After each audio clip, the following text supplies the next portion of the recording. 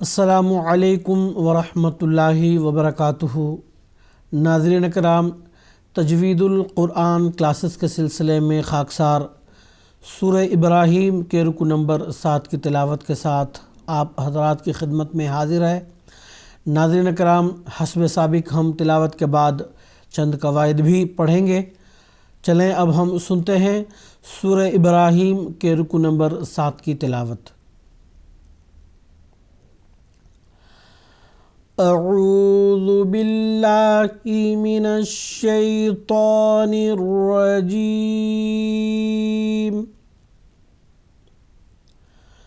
بسم اللہ الرحمن الرحیم۔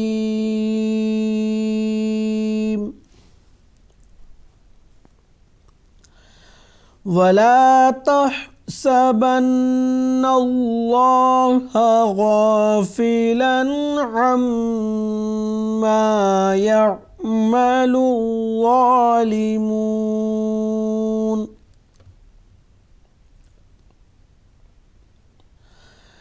انما يؤخرهم ليوم تشخص فيه الأبصار،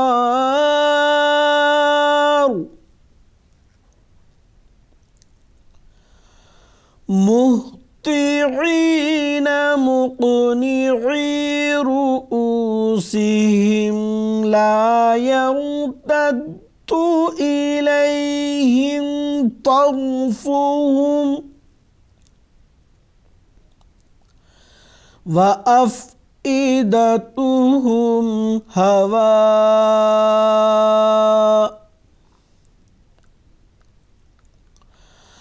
وأنذر الناس يوم يأتيهم العذاب فيقول الذين ظلموا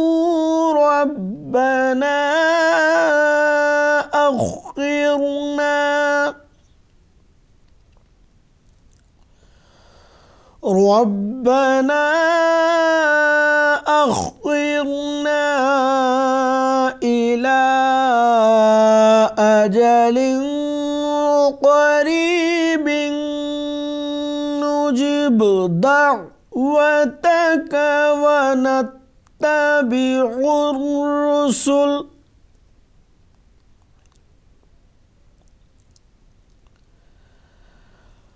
أولم تكونوا أقسمتم من قبل ما لكم من زوال،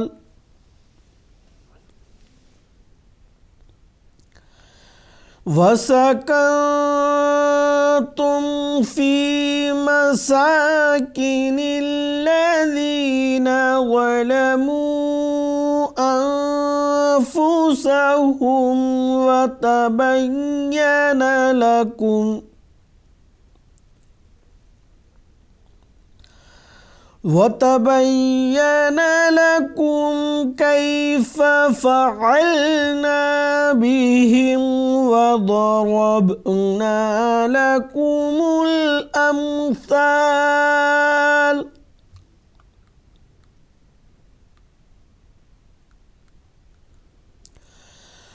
وقد مكروا مكرهم وعند الله مكرهم، وإن كان مكرهم لتزول منه الجبال،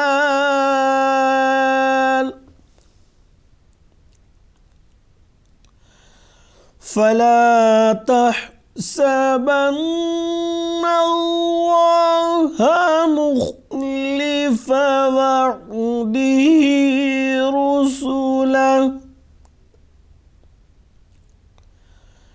إن الله عزیز ذو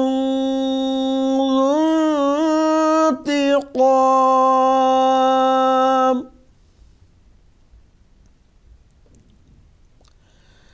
یوم تبدل الارض غیر الارض والسماوات وبرزوا لله الواحد القهار.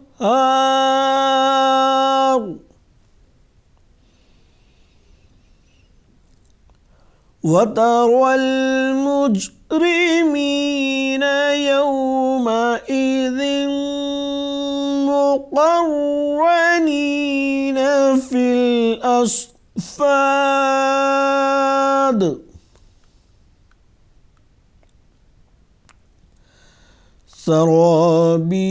سرابيلهم من قطران وتغشى وجوههم النار.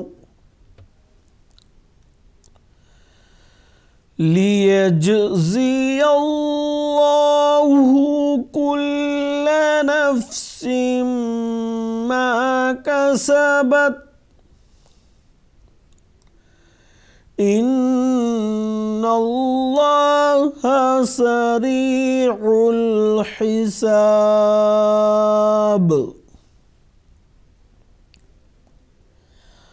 هذا بلاغ للناس ولينذروا به وليعلموا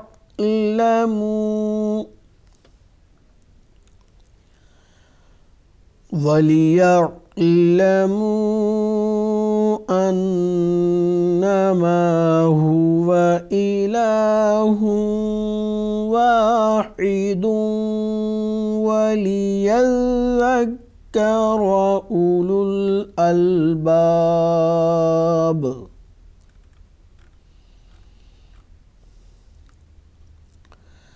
ناظرین کرام، اب تک ہم سورہ ابراہیم کے آخری رکوع یعنی 7ویں رکوع کی تلاوت سن رہے تھے. اب ہم حسب سابق چند قواعد بھی پڑھیں گے.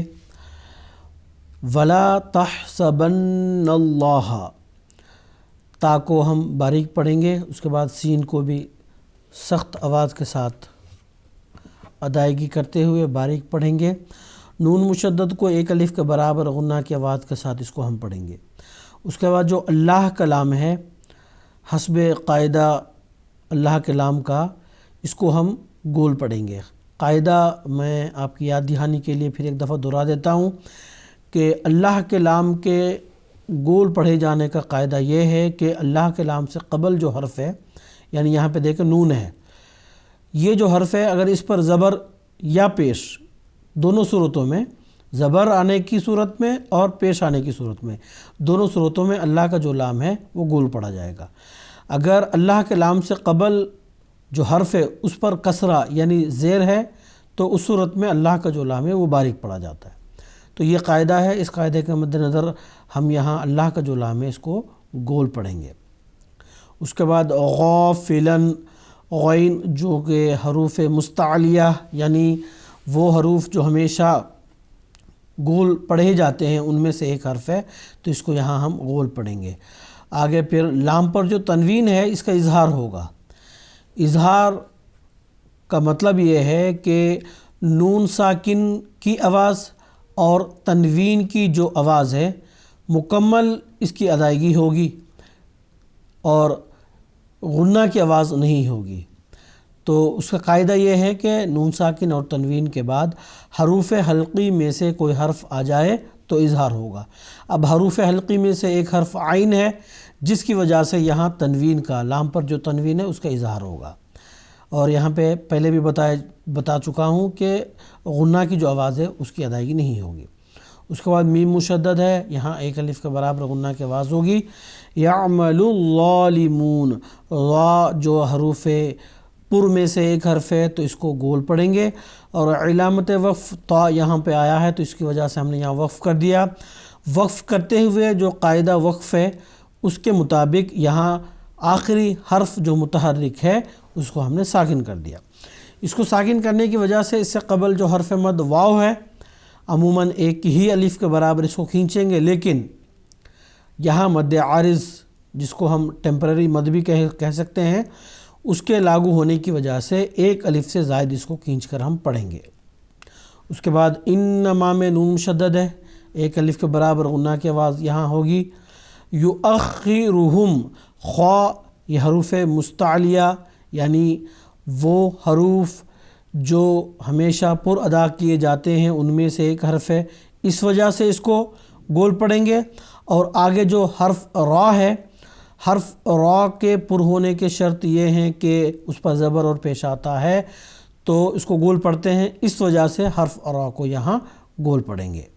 آگے لیومن جو میم پر تنوین ہے یہاں اس کا اخفا ہوگا کیونکہ آگے حروف اخفا میں سے ایک حرف تا آیا ہے۔